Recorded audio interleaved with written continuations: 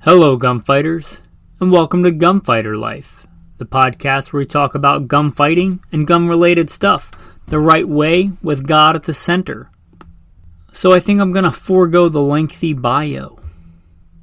Try to abbreviate it. First and foremost, I am a Christian. That is number one in my life, serving God, following Jesus. Combat veteran, served in the United States Marine Corps and the Army. Also, law enforcement veteran, private contractor, state rifle and pistol champion. Professional big game hunter and guide. If you feel called to support, check out Patreon. There should be a link in the show notes. With that, I am your host, Michael Milito, and I am blessed to serve you today. Choosing the right gun for X. For concealed carry, for hunting elk, for shooting prairie dogs, whatever the case is, right? I think a lot of times shooters fall victim to marketing and a bunch of hype, and they don't get the best gun for them. So I'm going to walk you through hopefully a pragmatic and good approach to the best gun for you, for whatever situation, and apply this to you. The goal is not for me to walk through this and say, oh, he said that's the best concealed carry gun, that's the one I should get. Again, this is about discerning for you. It's not my job here to tell you what gun you should buy. You got entire marketing firms and people trying to influence you to get you to buy this gun and that gun. I purposely refuse sponsors so that I'm not one of those people. I hope you appreciate that. Choosing the correct gun. Let's start out with an example of concealed carry. A concealed carry gun. Like anything, you should start off with prayer. Asking God what you should be doing. Whether or not you should even be getting another gun. Start off with prayer, discernment, wisdom. And then let's narrow down to a broad category. Concealed carry. A concealed carry handgun. That is what we want this thing to do. Personal protection, personal defense, defense of others, for you and your lifestyle, not necessarily for me. Okay, so the first big choice is caliber. There are many calibers that are good for handguns, for personal protection, personal defense, concealed carry. Just right off the bat, 9mm, 40 Smith & Wesson, 45 ACP, 38 Special, 357 Magnum. These are not all. These are just some of the big ones. And you say, okay, all of these will pretty much do a decent job at concealed carry for a handgun. Okay, now we've got these calibers on the table. Let's look at cost and availability of ammo. Right there, the 9mm, because of economy of scale, outshines all the other ones. Is there any actual reason, good, logical reason, that you would choose any other caliber over this? And you might say yes, but for most people, they're probably going to say no. So in that case, the 9mm, which is why I think it's the de facto defensive handgun caliber of our time. So the vast majority, 9mm, and there's nothing wrong with that. So, okay, 9mm. You say, okay, I'm looking for 9mm. There's a plethora of 9mm handguns on the market. Next thing maybe to consider is size and weight. These are not the same, although they often are related. You could have two guns of similar size. Example, I have two main go-to carry guns. I will generally carry a SIG M17 with a Trijicon RMR, or I will carry a Sig Sauer P226 single action only Legion with a Trijicon RMR. They're very similar in size. I mean, very similar. They're not similar in weight. The M17 is lighter by quite a bit. So they're not always one for one, like a bigger gun is going to be a heavier gun, but a lot of times they go hand in hand. So how big a gun are you willing to carry? Are you willing to carry a full-size fighting handgun? Because realize, in handguns, there's a trade-off. Bigger handguns are more shootable. You get more velocity generally for a given caliber because you have a longer barrel. You have a longer sight radius. They're easier to fix malfunctions. Generally speaking, some guns could not work for you because of where the controls are or whatnot. But in general, a bigger handgun is going to handle better. You're going to be able to drive it faster. Going to be more accurate with it in general. But how big a gun are you willing to carry? Let's say the biggest thing you're willing to carry is a compact. Say you're looking for a compact in the 25 ounce range. So now you've narrowed it down 20 something ounces, compact size, 9mm. There's still a bunch on the market. Also consider the weight of the ammo. A lot of guns will be fairly light, but when you load them up with 12 or 15 rounds of ammunition, they're not so light anymore. So consider that as well. The next major decision you might come to is action type, if you're trying to narrow this down. The de facto most common ones now are polymer striker fired. Action types. So striker fire. Do you want a striker fire or do you want a hammer fired? Do you want a single action only? Do you want a double single action? Do you want a double action only? Those are the major ones. Decide which one you want. The most common and prevalent design today is a striker fired handgun. They're not my personal favorite, but again, this is not about what I'm saying you should get.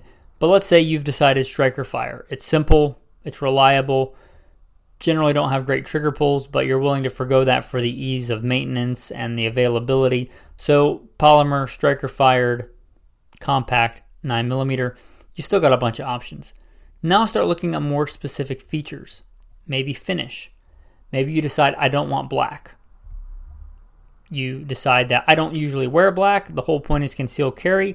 Black does not blend in with most of the things that I wear. It's a horrible choice for a gun nowadays when there's so many other finishes. So black guns off the table. You're looking for a gun with a tan or coyote, whatever your cool guy vernacular, shade is.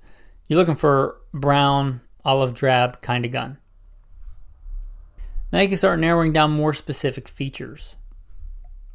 You want a gun with a good trigger. Okay, well that takes a lot of guns off the table, depending on how you define good. That might take 75% of the polymer striker-fired handguns off the table. Now, let's say you actually have narrowed it down to half a dozen choices. Then you go into somewhere where you can handle these guns and you start checking out the controls. Can you reach the magazine release? Can you reach the slide release without moving the gun in your hand? It's a big deal if you want to actually be a gunfighter, not just somebody that carries a gun and doesn't actually train with it and run it. Can you reach the magazine release? Can you reach the slide release? How are the sights? Are they garbage? If so, can you change them? How is the trigger? Again, we narrowed that down, good trigger. Or perhaps you wanted to get a good trigger, so then you would want a popular gun that had aftermarket triggers. Glock, Smith & Wesson M&P, things like that are pretty common that you can get good aftermarket triggers for, assuming you're okay with modifying the trigger on a carry gun. I'm not here to debate whether that's good or bad. Once you've got it, maybe you've got it narrowed down now to 3 choices. Then you can look at less important, in my opinion, factors. How available and easy are aftermarket magazines to get? Holsters. These other considerations. And then maybe 2 are pretty good. Then you just go with the judgment call. That's a far different process than, this gun is brand new I'm seeing it everywhere on Instagram and YouTube, and all the gun tubers are reviewing it and saying how great it is. I got to have this gun. That's not the right way to choose a handgun. In fact, if you listen, you know my rule. Don't be a beta tester in a gunfight. 3 years for a design to be proven, reliable. You don't need to figure that out if you're carrying it to trust your life to it. If you just want a fun new gun to go out and plink with, that's fine, but realize that's what it is. That is not how I would advise you to make your decision for a gun you're going to trust your life to. A pragmatic, logical approach to the handgun, especially if it's a defensive gun, whether it's concealed carry or a home defense gun, a pragmatic, realistic approach. Let's look at a totally different arena here. Totally different. Let's go pretty specialized. Let's say, how opposite can I get in the gun world from concealed carry? Let's say prairie dog hunting. Pretty specific niche. Let's say I want to be able to hunt prairie dogs. Prairie dogs are a good thing to hunt. They're a good thing to learn hunting on. They're a good thing to sharpen your marksmanship skill and to help out ranchers and farmers and to keep down disease, because those little unclean creatures carry a lot of nasty diseases. Fleas and parasites and, the Black Death, bubonic plague, disgusting things like that. You want to keep the population down. You want to help out some ranchers, them from eating crops, from messing with, cattle pasture. You want to hunt prairie dogs. Okay. You could go, if you just want economy of scale, rimfire, but you're limiting your range. Let's say you want to go center fire. Okay, there are a lot of really good center fire calibers. You see a similarity in the process here. Looking at what we want to do, we're looking at caliber. Okay, so there's a lot of great center fire prairie dog calibers.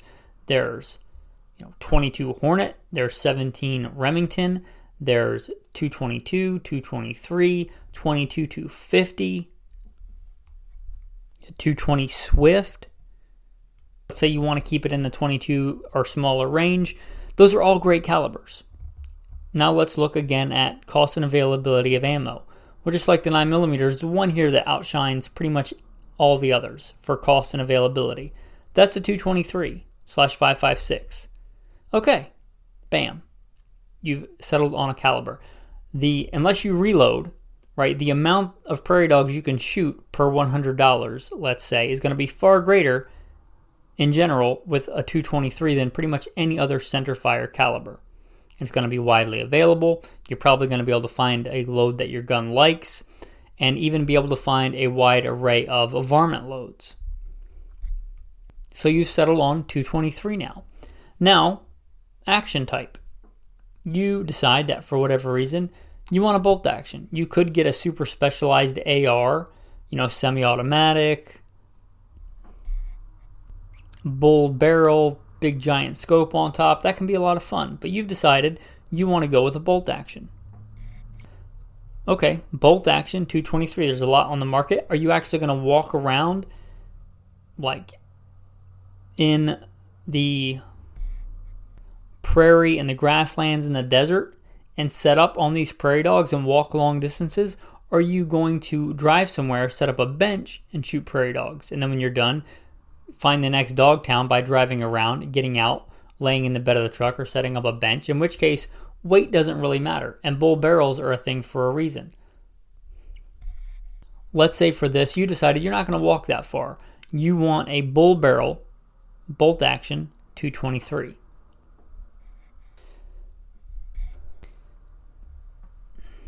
Okay, other characteristics. For this, accuracy, super important. Much more important than people would have you believe. And deer hunting, elk hunting, things like that, accuracy for prairie dog hunting, if you're talking about long distance, shooting, a prairie dog head the size of a walnut at 200 yards, that takes some accuracy. You want a good, accurate bolt action rifle. What has a reputation for being a good, accurate bolt action 223? Bull barrel. A couple come to mind: the Remington 700, the Savage of many different bull barrel models, the Ruger 77, maybe the Ruger American. Make good, accurate bull barrel models. A good trigger for this is probably going to be really important to you, again, for precise shooting. So any of these you could probably get a good trigger for, but the Savage AccuTrigger is not bad. It comes out of the box pretty good and adjustable. Let's say the Savage checks all these boxes and it just happens to be the most affordable. So you can spend that same amount of money that you save on the rifle on glass, because glass is going to be really important for this. And that'd be a whole nother discussion. So you've decided on a Savage 10 or 110 bull barrel 223. And that's how you arrive at that good logical decision. Not like you're in the gun store and this one has a cool finish.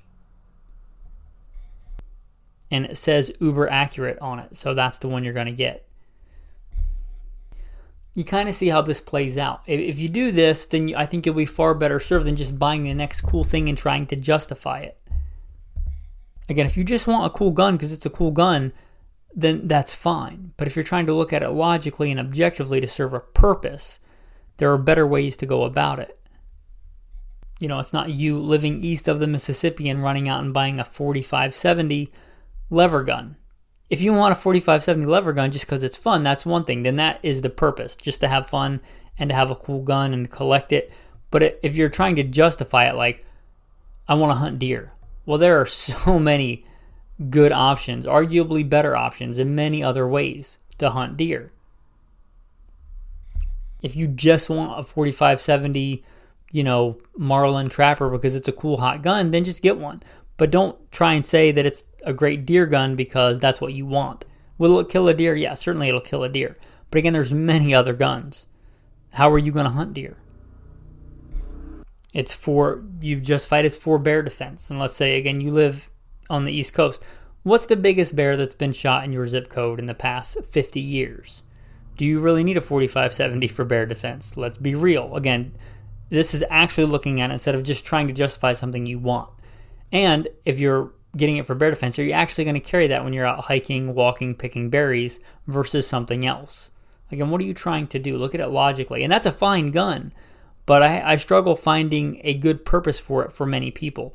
Not that there's not a good purpose for it, but again, I think a lot of people will see something cool and new, and they'll try and jump through all these hoops in which they can justify this gun and why they should have it instead of looking logically. Again, if it's just a fun gun, but this is gunfighter life. If you're trying to do it for a purpose, don't trust your life to something because it's the cool new Gucci Instagram thing. Trust your life to something because it's the best thing to protect you and other people's lives. Shouldn't that mean something? Shouldn't that count for something? Shouldn't that be important rather than looking cool or having a gun with a cool finish? It can be both, but it primarily should be because it's functional, because it's a good gun at what it does. And of course, this is a flexible metric. You may decide, if it's an elk rifle, you're going to train with a similar bolt-action rifle in .308 or even in .22 as your main go-to training gun. You're going to have a similar one set up in a quote-unquote better elk caliber. So you're going to shoot, just to make sure the gun works and the load works, maybe 30 rounds a year through this elk rifle. So the cost per round of ammo for that situation, you can throw that criteria really out the window, because if it costs you $4 a round, that doesn't really matter that much, especially if you're paying thousands of dollars for an elk hunt. The $4 a round is money well spent. So these metrics they're not a hard and fast rule. What I'm trying to get is just get you to look at it through a system, through a logical reason, pragmatic approach, instead of just, this flashy thing, this gun marketing is telling me I need this thing. This is on the cover of this new gun magazine. This is 100 feet a second faster than the cartridge that I already have. Well, have you ever needed that extra 150 feet a second or 100 feet a second? Does that even apply to you? Is that even better for you? It might be worse. More power is not always better. Look at it logically instead of all the marketing hype. Anyway, that's basically, in a nutshell, today's episode. The best gun for X for you, whether that's elk hunting or, whitetail in the swamp or concealed carry gun or the next AR-15 for a truck gun. We could go down that road for all these different categories. But what's more important is that you understand how to do it for yourself. Teach a man to fish kind of philosophy there. Anyway, with that, the tactical tip of the day and then the tactical verse of the day. I'm going to do something rather unique in this episode. The tactical verse and the tactical tip are going to be the same. You shall do no injustice in judgment in measurements of length, weight, or volume. You shall have an honest scale, an honest weight, an honest ephah, and an honest hin. And a similar verse, You shall not have in your bag differing weights, a heavy and a light. You shall not have in your house differing measures, a large and a small. You shall have a perfect and a just weight. It applies to this episode. It applies to many things in life. Look soberly. Look circumspectly. Not just on marketing hype or on emotion, but actually what is better, if you can objectively quantify that for your situation. Anyway, good, true, because God said it, biblical concept. Anyway, with that, thanks for listening, and have a blessed day.